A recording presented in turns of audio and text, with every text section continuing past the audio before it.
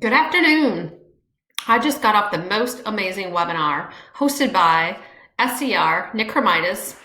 His guest was Todd Simmons of SCDEU. For all you folks that are dealing with your unemployment, this was the webinar to be on. If you're not on it, Nick is going to post it shortly.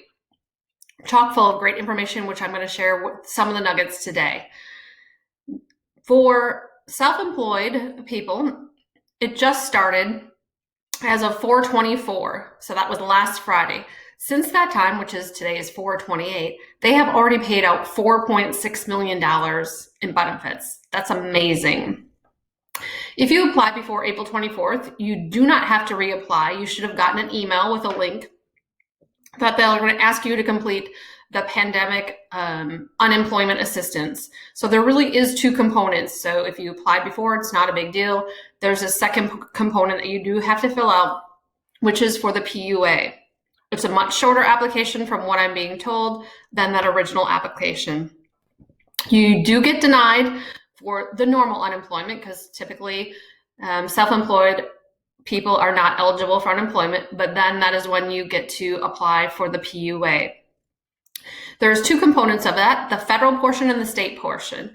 The state portion is anywhere from $131, which is the minimum, to the max of $326.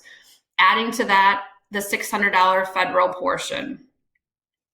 So it's pretty, there's a lot of money going out to help all of the unemployed people.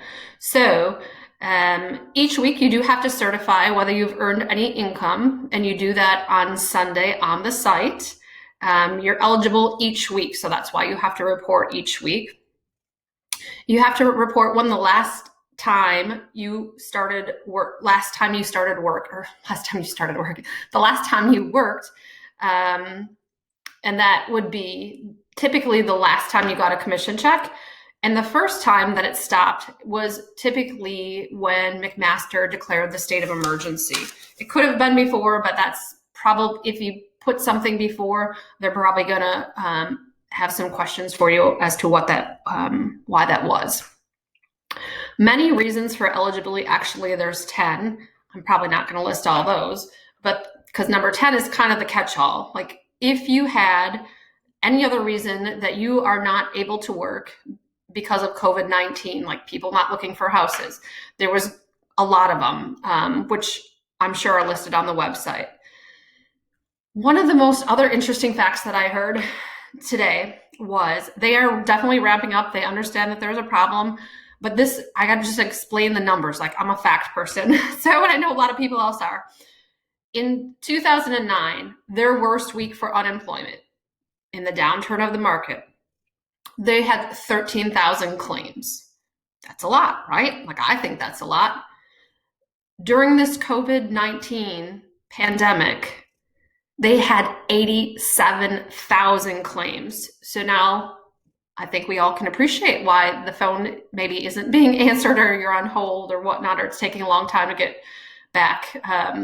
So they are ramping up. They are expanding their hours. They're open Monday through Friday, 8 to 8, and then Saturday, they didn't share what time, or I missed that.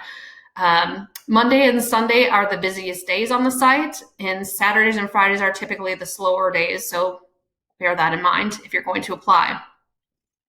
There's a special section for PUA on the site, and there's also a chat box, so you can put information in there as well.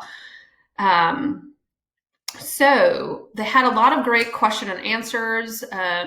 Like maybe last year you were a W-2 and now you're a 1099. You will apply under your self-employed, and then you manually enter yourself as the employer, and then continue to provide the information.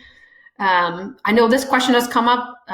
Some agents have asked me regarding their having issues with their social security number. And I thought this was a great nugget, was you need to put the information in exactly the way it is on your social security card. Now, the first problem is, do you know where your social security card is?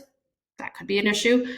They said you could try, there's a misspelled name link. So maybe you write your whole middle name out, or you just do your initial. You got to try it a couple different ways if you have that issue. And I know I for sure had one agent bring that up to me. and ask that question because they were having an issue. And they do that is because they are validating your information, which with the Social Security Administration. Clearly, this is ripe for fraud, and so they're just making sure the right people are applying and getting the money. Again, the weekly certification, there is the potential that they will turn the this work search function on. And kind of the way they twisted it, which I thought was interesting, was you are looking for work. There's just maybe no buyers or sellers at this point. So you are continuing to work. So I thought that was kind of an interesting dynamic. If you made a mistake entering your information, you should be able to go back into the site and correct that and enter the correct information.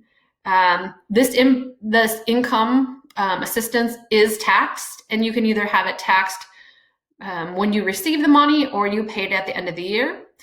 For some husband and wives, we have husband and wife teams that you would apply separately. So anyway, I'm sorry this is such a long video, but there was a lot of great information, and quite frankly, a lot of these questions have been asked